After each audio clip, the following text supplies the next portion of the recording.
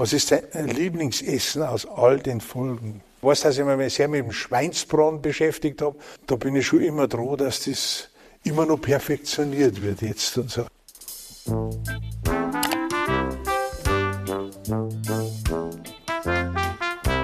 Ah ja. Ich habe ein bisschen einen besen Finger, weil ich habe mir gestern mit der Brotschneidemaschine ein bisschen was weggeschnitten. Man kann es aushalten.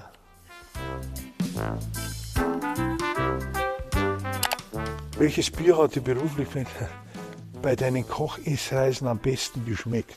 Ich will jetzt nicht Werbung machen für Brauereien, aber es gibt in Oberfranken gute Brauereien, sagen wir mal so. Und da gibt es ja in der Nähe von Bamberg wirklich sehr, sehr gute Brauereien. Und da schmeckt man vor allem immer das Weißbier am besten. Der schönste Dreh. Der schönste Dreh. Also, mein Lieblingsfilm ist eigentlich der über den Geißbock als Tierarzt. Weil das finde ich witzig und das war so kurios und witzig, dass die Bauern glauben, dass, wenn sie einen Geißbock im Stall stehen haben, dass der Krankheiten aufnimmt. Also so richtig magische Vorstellungen. Ja, da haben wir erst eine Gaudi gehabt mit meinem Hoftierarzt. War er da, zwingen einer Geburt dann, sagt, da hast du deine Viecher schon gegen Grippe impfen lassen, prophylaktisch. Da sage ich, nein. Sagt, da hast du das noch nie. Nein, sage ich, noch nie. Brauche ich nicht, meine Grippeimpfung steht vor der Stall dir, das ist der Geißbock.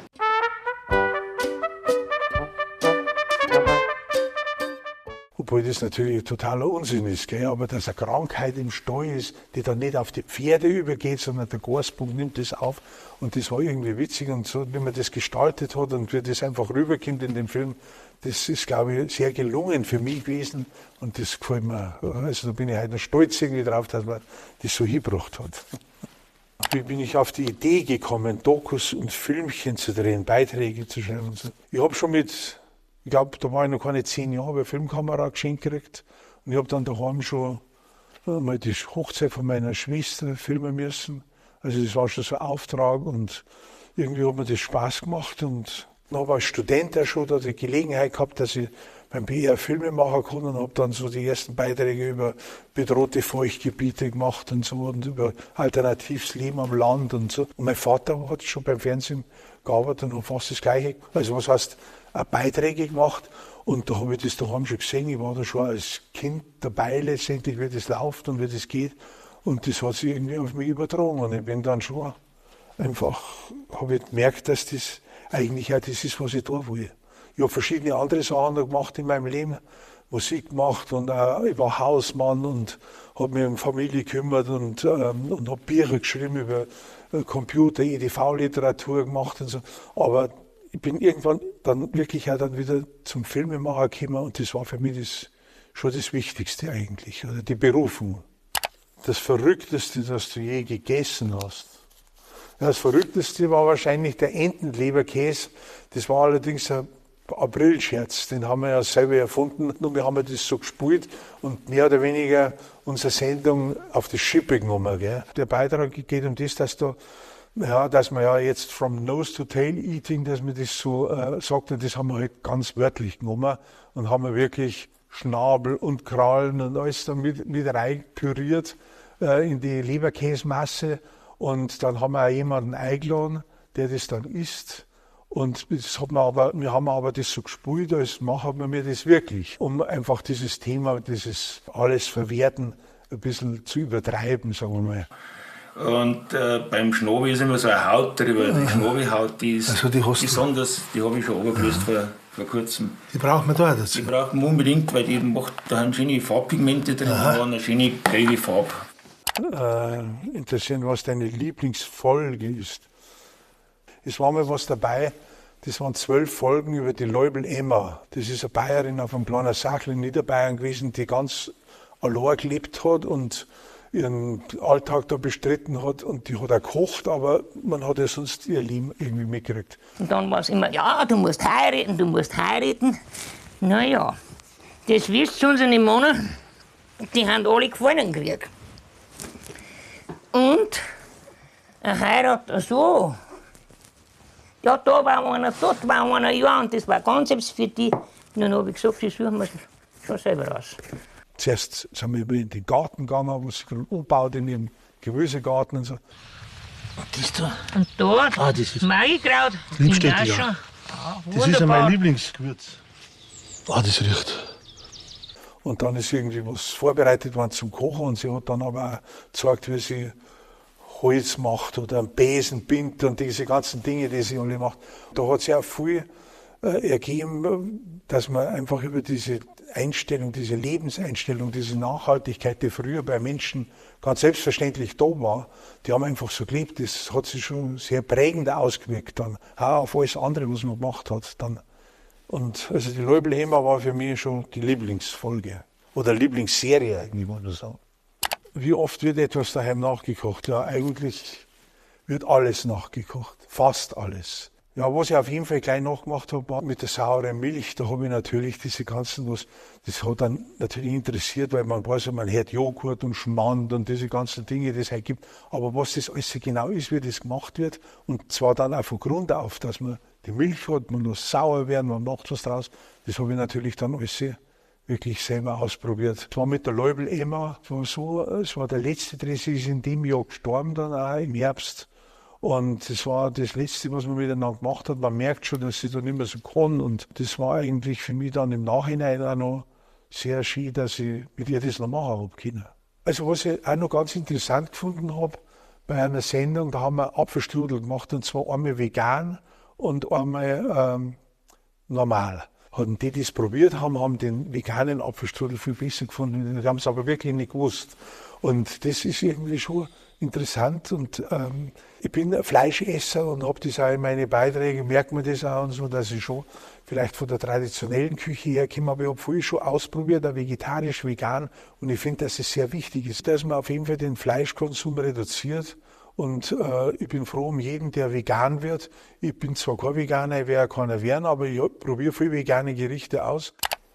In der Öffentlichkeit erkannt, ja, das ist schon so mittlerweile, dass ich oft angesprochen werde, und bei mir kommt eigentlich immer nur positive Rückmeldung.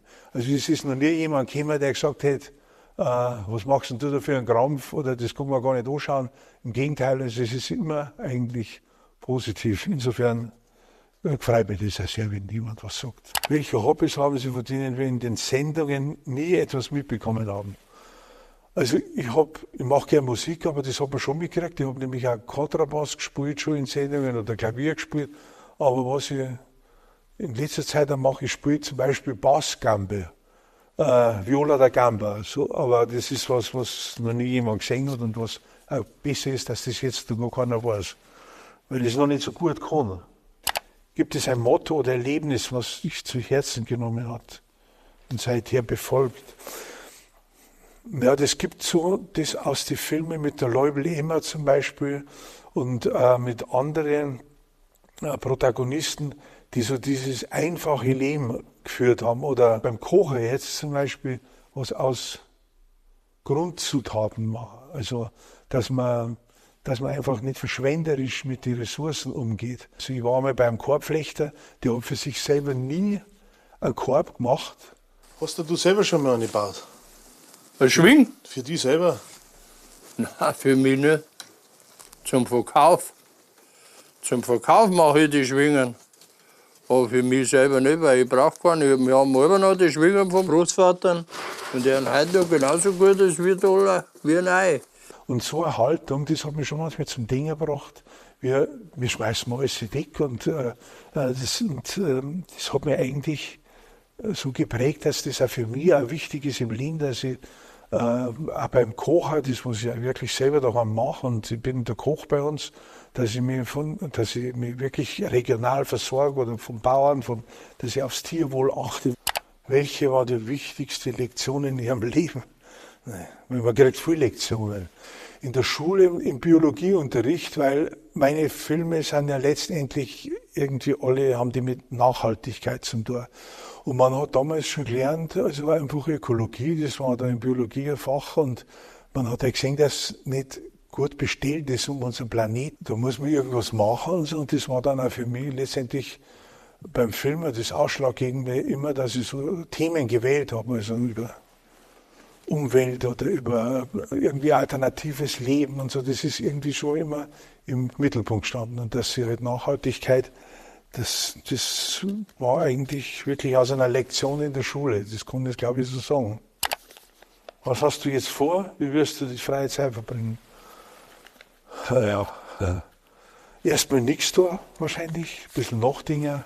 Ich habe einen großen Garten, in dem viel Arbeit ist, in dem einiges zurückgeblieben ist in letzter Zeit. Mein Gewächshaus ist jetzt ein bisschen verwildert und das wird alles im nächsten Jahr alles viel besser sein.